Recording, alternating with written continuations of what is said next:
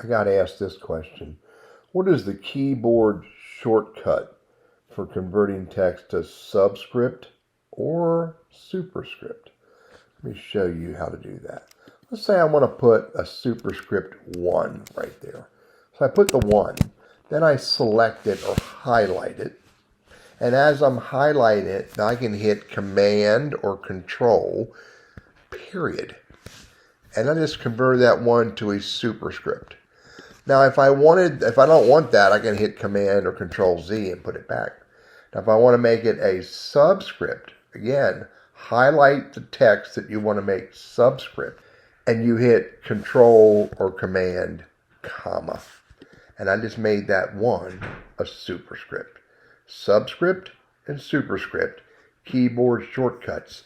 For the way to find it is you hit Format and you hit Text. And there it is right there.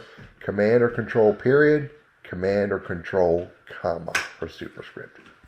Teddy, your Google Workspace guy. I hope this is helpful for you.